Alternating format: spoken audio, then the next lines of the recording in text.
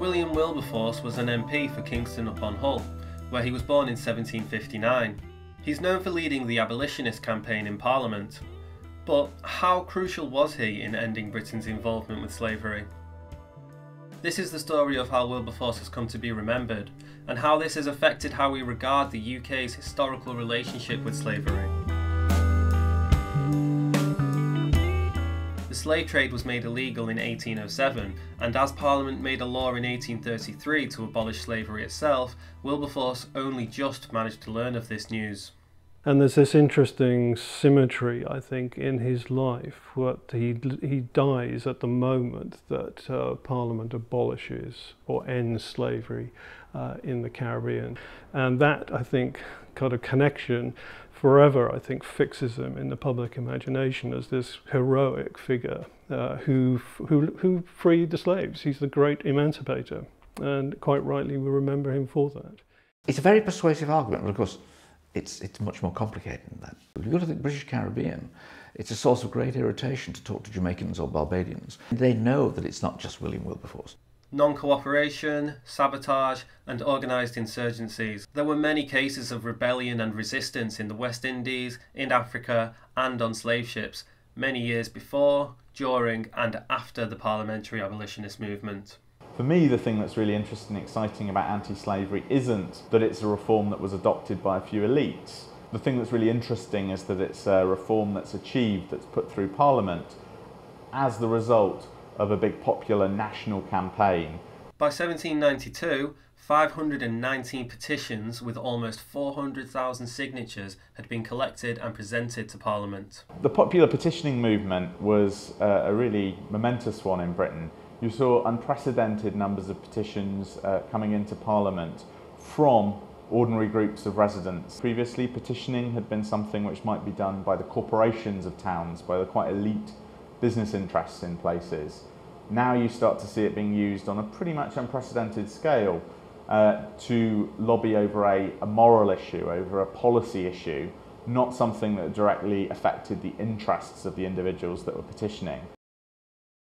If we see him less as a political reformer and more as a moral reformer, then all of this begins to make sense. Wilberforce, above all, I think, is interested in removing vice from British society. He's concerned about Christianising the slaves, and if the only route through to that is abolishing these institutions, then so be it. He's preoccupied with notions of godliness. There's a tendency that we often think because it's a religiously motivated anti-slavery movement, it's concerned with racial equality, it's concerned with the sort of egalitarianism between Africans and Europeans that we want it to be about today. And in fact, we have to be really careful because there was a really limited sense of racial sympathy and a really limited sense of anti-racism behind the abolitionist campaigners. The British dominate the Atlantic slave trade until the 18th century, and they do that on the basis of the fact that they come to think of Africans as things, as objects, as items of trade. And that actually feeds into the emergence, in a very complex way, about racial attitudes. Racial attitudes may not have changed then, but moral ones did.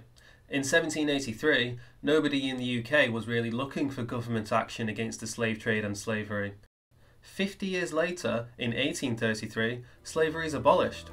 This is a really important moment because it's such a sudden shift. It's about a great moral revolution in sentiments of how people change their mind in how they think about what's acceptable and necessary and what they come to think is absolutely unthinkable, absolutely something they have to reject on behalf of themselves, on behalf of their local area, on behalf of their country.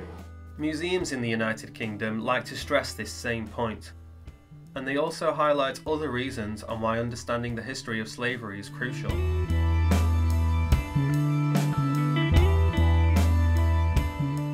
You can't think of the history of Bristol or Liverpool or London or Glasgow, tobacco, without thinking of slavery. You look at the coat of arms of Manchester, a sailing ship on it, 1842, but that sailing ship is doing what? It's bringing cotton into Liverpool, to Lancashire textile industry. But where does the cotton come from? And the work that Africans did in the Americas affect this country. We become prosperous on the back of Africans. So that really is important. It's not something that just happens in Africa or the Americas. It's something that happens here.